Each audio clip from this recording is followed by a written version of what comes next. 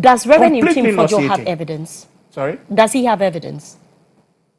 How do you find out if he has evidence? I'm asking you. I'm coming. I will answer your question. How do you ask if he has evidence? To send 20 NIB gun-wielding people to go and ask him? That's not what I'm asking. I'm asking you, but that's Richard, what they have done. I am asking you. Does he have evidence? Let me tell you. You asked a question earlier to answer your question of evidence.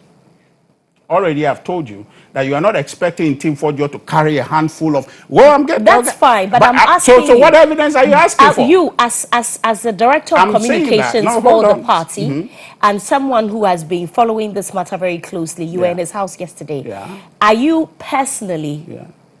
You know, do you have information whether he has the evidence? So let me ask you that question. You are not answering my question. No, I'll answer your question. I think I've answered your question. Does he have evidence? I've answered your question, but if you're asking an unfair question, it should be turned to you so you can answer it. The question you are asking me is an unfair question. Are you expecting that Ntim Fordjour to fetch a sample of the cocaine and show anybody? That's not what I'm asking. The evidence he has is that... Does he have evidence of the allegations that he's making? You have agreed that he cannot bring sample of the cocaine or note from the plane, okay? So we agree that he cannot do that. Now, the evidence you are looking for is the inconsistency and the lack of purpose of that flight here in our country. Now, Kwachio Fosu said that the N8223 AM flight, which started the conversation here on the 20th or so of March, that flight was on its way somewhere. It was traveling, going someplace. Are you with me? The plane was not destined for Ghana. Its destination was not Ghana. Okay. The N8, sorry, let me just split this. Quickly, the N823 AM flight. Felix Kwachio Fosu says that flight was not destined to come to Ghana. Its destination was not Ghana. It was going somewhere. And somehow, it felt that it needed refueling, which is questionable to begin with. Because if you're an airplane taking off, you calculate the distance from where you are going and how much fuel you need.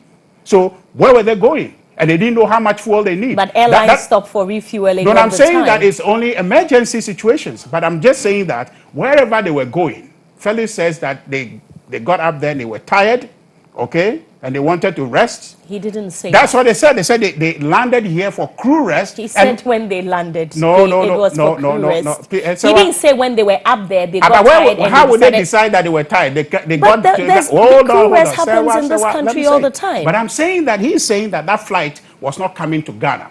But somehow they were tired and they thought they needed refueling. Okay? And so they landed here. And upon landing, they burst a tire. And then also they realized that their landing gear was faulty. Okay? Richard, you haven't answered my question. I've answered your question, except you are looking for, you are looking to draw a blood off a stone. It's impossible. But I have asked you the question. Let's not do a back and forth because of our audience, else they won't follow the conversation. They are following the conversation. You are asking an unfair question. Which unfair question? I'll ask you, do you expect Ntim Fordjour to bring a handful of cocaine as evidence? That's not what I'm asking you. So what are you expecting to be evidence? That's what I'm asking you. What are you expecting a reasonable evidence to be? What are you expecting evidence to be? So please, if you will allow me, you as a member of the party, in very close relation with Reverend Ntim Fordjour, I'm asking you, does he have any information that we do not know as Ghanaians? He has given you the information he has. From all the information that he has, you believe that he has compellable evidence. But you should determine unless you say otherwise. All right. But I'm telling you, no. You see, quickly, I need to bring you in. You can go. But the point is that an aircraft leaves its destination to come here. Okay? But first, Kwachio Fosu tells us that it wasn't coming here, it was going somewhere else.